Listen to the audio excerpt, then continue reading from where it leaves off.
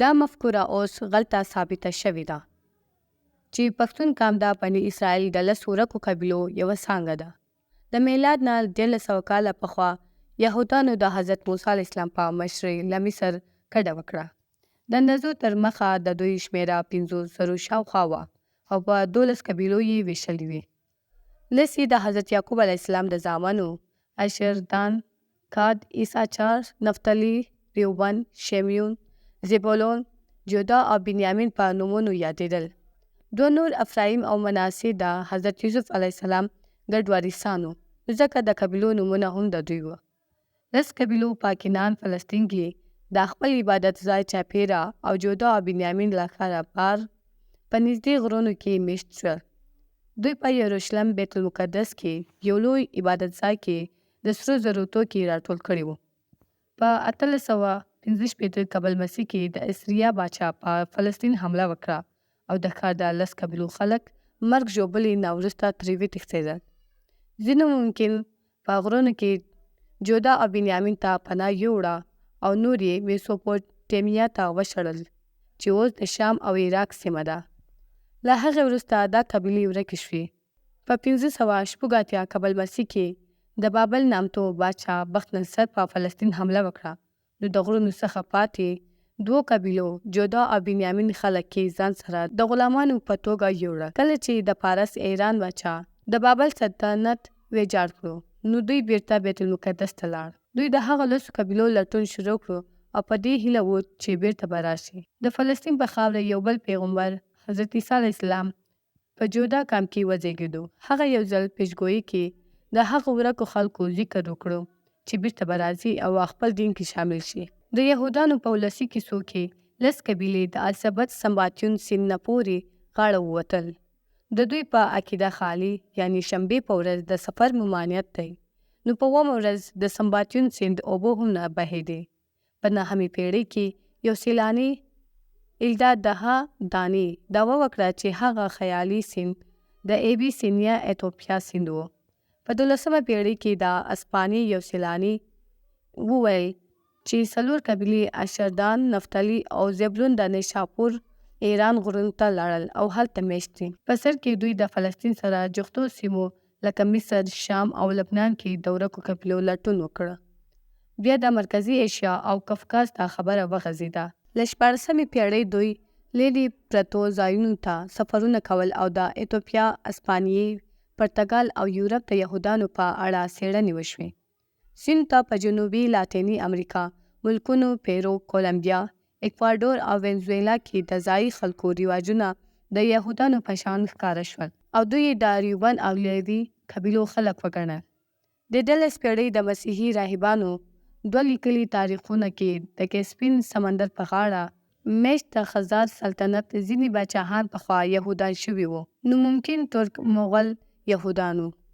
بیا د داغستان د غرونو یهود هغو 10 قبیلو څخه وګڼل شول. د رومانیا جوزف اسرائیل د 845 څخه تر 849 ته ترکی، مصر، شام، فلسطین، کردستان، عربستان، پارس، افغانستان او هند نه علاوه شمالي امریکا ته په سفرونو کې هلته میشتو یهودانو په اړه معلومات راټول کړل. د کولمبیا او مکسیکو خلکو په لباس او ځینو رواجونو کې د یهودو نښې ولیدل شوې. څومره چې په دغه موضوع پلټنې کېدې، هغه هومره د نړۍ په ځینو نسلي ډلو کې دا روایت وزېږېدو چې ممکن دوی به د هغو 10 قبیلو اولادونه وي. د آذربایجان، کردستان، کشمیر، چین، جاپان، افغانستان او د ایشیا نه علاوه په لویدیځ افریقا کې مالي، ګهانا، نایجیریا، د افریقا جنوب کې زمبابوې، موزمبیک، جنوبي افریقا، یوګنډا، ایتوپیا، اریټریا، د برطانوي جزیرو کیلټ خلک، د نیوزیلینډ بومي خلک، په جنوبي امریکا کې اکوادور، کولمبیا، وینزویلا او نږدې وختونو کې د شمالي امریکا مورمن خلکو دعوه ده چې دوی د یهودانو 10 قبیلو اولاد دي. په 1848 کې د سکاټلینډ یو مسیحي مبلغ ان میکلایډ جاپان ته لاړو او دا یې ثابته کړه چې دوی له هغو 10 قبیلو څخه وو. په 18مه پیړۍ کې په برطانوي جزیرو اوسېدونکو په اړه یو مسیحي مبلغ دعوه وکړه چې هغوی د 10 ورکو قبیلو خلک وو. دوی مرکزي ایشیا ته بیا کسپین سمندر او ورپسې د تورې بحیرې څخه په کشتیو کې برطانیې ته تللي وو.